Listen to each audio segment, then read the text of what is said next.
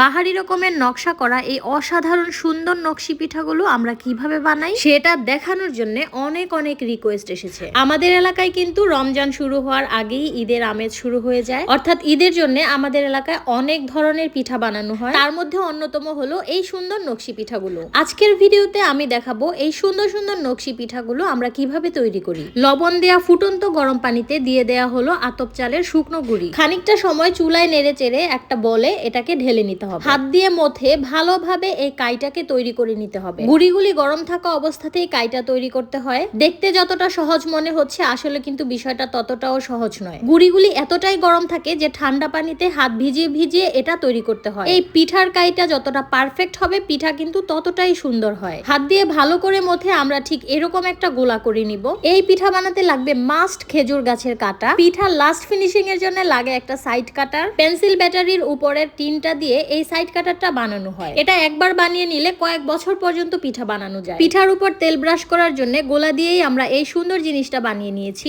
এরপর অল্প অল্প করে গোলা নিয়ে একটা ছোট ডো বানিয়ে সেটা দিয়ে রুটি বেলে নিতে হবে। এই রুটি বেলাটার উপরে কিন্তু পিঠাটা অনেকাংশেই নির্ভরশীল, কারণ রুটিটা এমন ভাবে বেলতে হয় যেন এটা খুব পাতলাও না থাকে আবার খুব ভারীও না হয়ে যায়। একটা রুটি আমি এখানে হাতে নিয়ে দেখাচ্ছি বোঝার সুবিধার্থে, তাহলে বুঝতে পারবেন যে এই রুটিটা ঠিক কিরকম হবে। রুটি সুন্দর হলেই পিঠাগুলোকেও সুন্দরভাবে উঠানো যায়। দেন একটা রুটি নিয়ে রুটির উপর হালকাভাবে তেলটাকে ব্রাশ করে নিতে হবে। এখন পিঠা বানানোর জন্য খেজুর কাটার সাহায্যে প্রথমেই সুন্দর করে একটা নকশা তৈরি করে নিতে হবে। নকশাটা এমন ভাবে আঁকতে হয় যেন ভেতরে খেজুর কাটা দিয়ে ফুলের মতো করে উঠানো যায়। দেখতে সহজ মনে হলেও এটা কিন্তু মোটেও সহজ কোনো কাজ নয়। এটা আমাদের জন্য খুবই সহজ, কারণ ছোটবেলা থেকেই আমরা এটা বানিয়ে অভ্যস্ত। অনেকবার ট্রাই না করলে এই পিঠা পারফেক্টলি বানানো কখনোই সম্ভব না। যাই হোক, নকশা আঁকার পর খেজুর কাটার সাহায্যে দুই সাইড থেকে ফুলের মতো করে এই নকশাটা উঠিয়ে নিতে হবে। পিঠা তৈরি করার মেন কাজই কিন্তু এখানে। এই নকশি পিঠা অনেকেই তৈরি করে, কিন্তু সুন্দর করে নকশি পিঠা সবাই তৈরি করতে পারে না। খেজুর কাটা দিয়ে যেই ফুলগুলোকে উঠানো হচ্ছে খেয়াল করে দেখুন নিচের অংশটাও ফাঁকা হয়ে যাচ্ছে।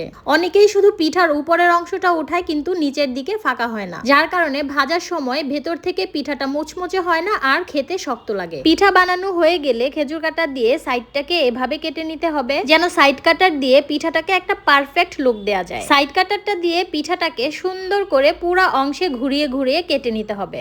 দেখতেই পাচ্ছেন দেখতে কতটা সুন্দর লাগছে। এখন একটা পারফেক্ট লুক পিঠাটাতে এসেছে। সাইড কাটার দিয়ে এই ডিজাইনটা করলে কিন্তু পিঠার লুকটাই চেঞ্জ হয়ে যায়। ভিডিওটা দেখে এই পিঠা বানানো কিন্তু অনেকের কাছেই ঝামেলার মনে হবে। সত্যি বলতে তাই, এই পিঠা বানানো কিন্তু অনেক ঝামেলারও বটে। আর এই পিঠা বানাতে যতটা ঝামেলা, এই পিঠাগুলো খেতে কিন্তু ততটাই মজা। আমাদের নরসিংদী, গাজীপুর আর তার আশেপাশের এলাকায় এই পিঠা ছাড়া তো আমাদের ঈদ অসম্ভব।